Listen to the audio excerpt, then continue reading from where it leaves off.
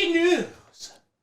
The Green Bay Packers have agreed to a 2-year, $16 million deal with former Browns linebacker Christian Kirksey. How do I feel about this? It's okay.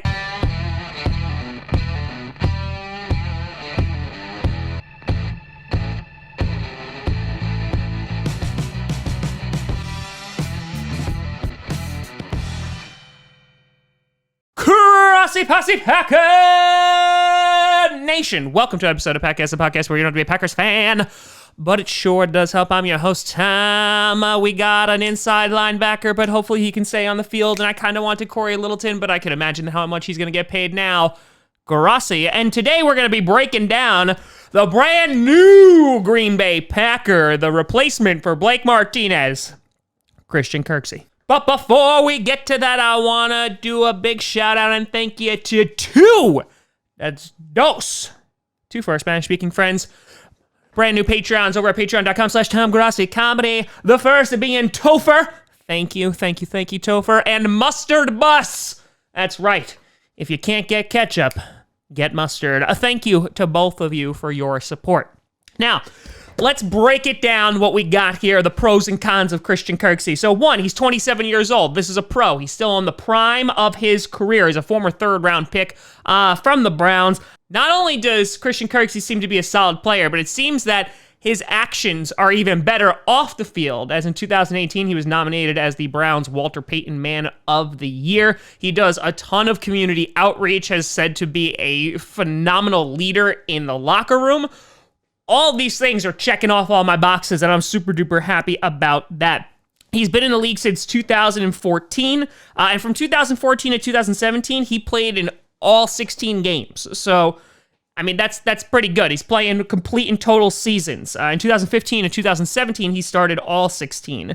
Now, in 2018 and 2019, he's played a total of 9 games. Boom, boom, boom, boom, boom. Cue the Price is Right bail music.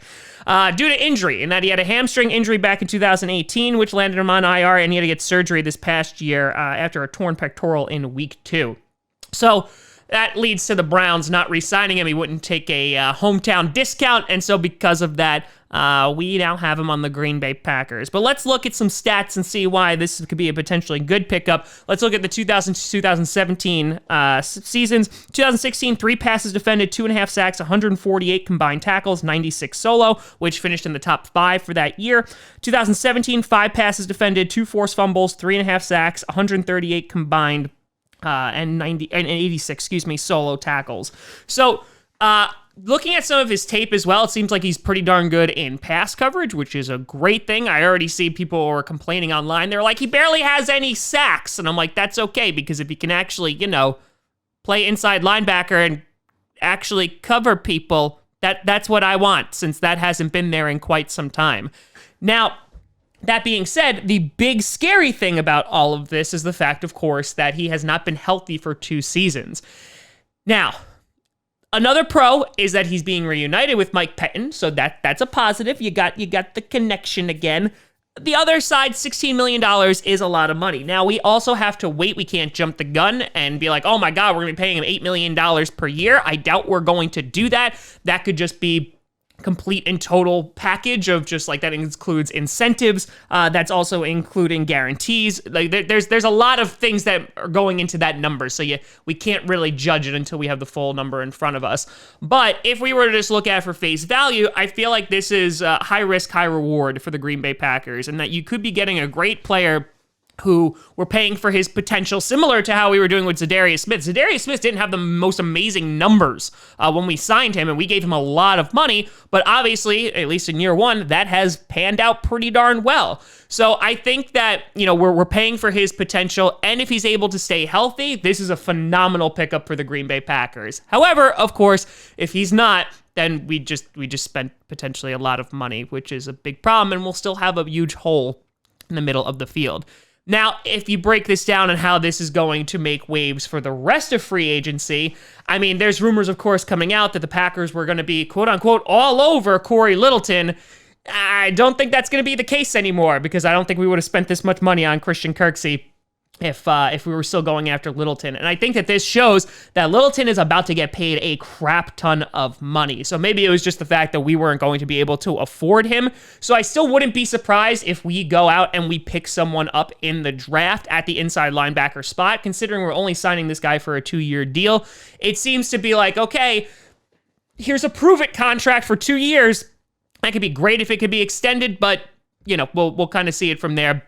I don't think the Packers were willing to pay him a crap ton of money over a long period of time because of all of those injury concerns. And so now we sit here and go, okay, I think one of the things I'm most curious about is how much is Blake Martinez going to get paid? I'm thinking he's going to get paid more than Kirksey. So I feel like it's, okay, we have a potential at this spot. I still think we do need to fill it, though, with a more permanent position, or at least, you know, if Kirksey pans out, then you sign him for another 2 years and we have a nice day. But yeah, I'm not like over the moon, like, oh my goodness, this is great, because again, there's a lot of unknowns with Kirksey. Is he going to be able to stay healthy? Is he going to be able to get back to how he was playing earlier in his career with the consistency? And we don't know, and the Packers don't know. They hope so. That's why we just threw $16 million at him. But we're kind of in a wait-and-see mode right now. But I'm curious of what your thoughts are. Do you think we still need to go out and get an inside linebacker? Are you happy with this signing? Are you not happy with this signing? Let me know what you think down in the comments below. You can always find me at TomGrossiComedy.com or at TomGrossiComedy on all social media. See down below. Check out Packast on SoundCloud, iTunes, Google Music, Spotify, and of course the YouTube. And a big shout and thank you to all the Patreon members at patreon.com/TomGrossiComedy. But thank you so much for watching. I'm Tom Grossi. And as always, go Pack Go.